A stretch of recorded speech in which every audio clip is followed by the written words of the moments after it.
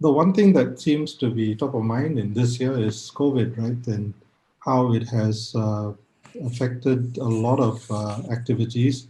Um, how do you think COVID will play out well, or will influence a country's position and branding? My hypothesis is that with this COVID-19 pandemic, place branding, the value of the brand of a place, its essential character will become more important than ever before. Because many people often don't make clear the distinction between marketing and branding. In marketing, a lot of what is done is driven by relatively more short-term objectives, and often may appear more superficial. For example, you may be dealing with the price or the appearance of a product or service. It's like judging not judging a person by his looks or how much or even how much he earns, but by his character. And character is where brand is and where it is built. So in this pandemic times, when every country has had to hunker down and close its borders to some extent, many of these frills have been stripped away. So what remains is character, essence. So as the world recovers from COVID-19, the places that will succeed will be those who have continued during this time to, of course, do what is necessary to keep the virus at bay, and to keep what remains of the economy humming, but more importantly, to also continue to build the place brand. Because once we move into recovery and someone is deciding where to go to study, to visit, or maybe even relocate, it will be the places that are seen as safe, trustworthy, and welcoming that will succeed.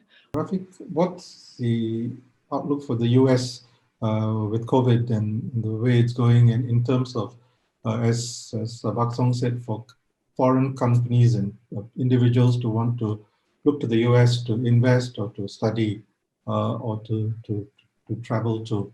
COVID-19 has been a huge blow for the entire world in 2020. There is no way to sugarcoat that, including the United States, including Singapore, and most countries in the world. And I think there are a lot of lessons to be observed and learned. This said, I'm quite optimistic about the future. I'm quite optimistic for the United States. I'm quite optimistic for Singapore. The United States throughout this has been the world's largest donor of foreign aid and has led the global fight against the COVID-19 pandemic. We have allocated more than $12 billion for global health security initiatives, development of COVID-19 vaccines, therapies, diagnostics, and humanitarian aid. And I think we're seeing the results of that now. It has been a tremendous public-private partnership. No one government, no one company can do it alone. And the United States is known for having some of the strictest standards when it comes to vaccine development and production.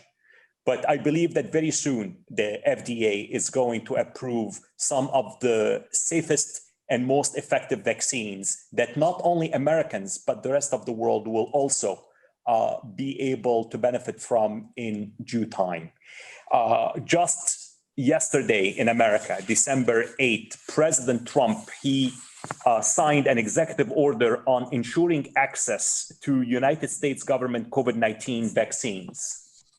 Same day, President-elect Biden talked about mask wearing, vaccinating 100 million Americans in his first 100 days in office, and safely reopening schools. If 2020 was the year of the virus, I am convinced that 2021 will be the year of the vaccine and the recovery, the global recovery. It does not mean it will be easy, but I think that the ingredients for success are in place, and Singapore, the United States, and the rest of the world will be able to benefit greatly from that. So the vaccine is something that a lot of, the US is putting a lot of emphasis and faith in.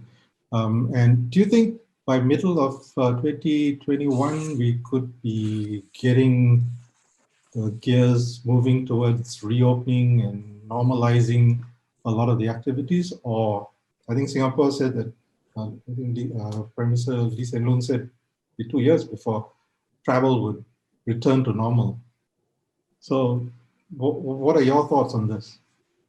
I mean, if we look at the facts, I can talk about the United States. In April, the unemployment rate in the United States reached 14.7%. By October, November, it was down to 6.9%. That's remarkable.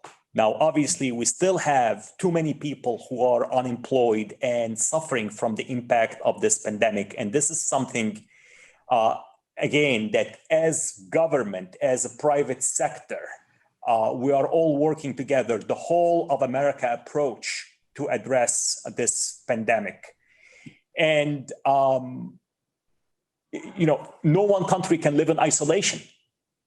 And so it is in the benefit of the world that the entire population, the entire globe would have access to a reliable and effective vaccine. Exactly when that will happen, I think it's a bit difficult to predict precisely right now, but we are heading in the right direction, and I'm very optimistic.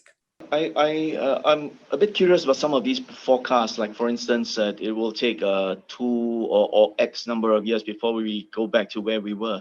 Because if you remember where we were at the end of 2019, if you take tourism as an example, Singapore was receiving 20 million tourists. That was a all-time high. So when we say go back to where we were, are we talking about that level, or? And of course, the recovery will be a graduated process. If you ask anyone if you could see a quarter or half of that 20 million, people would be celebrating and popping the champagne. So you'll take anything, right? so I think we will be moving. I share Rafik's optimism. Certainly, I think the world. Something seemed to be falling into place. I mean, the vaccines, the beginnings of travel, and I think by now all the backstage work has already been taken care of. What I mean is the supply chain, all the cargo ships which we don't see on a all the time on a daily basis. All those have been reconfigured. Rebooted for this new world that we live in. So we should be on a good path, but of course there will be ups and downs.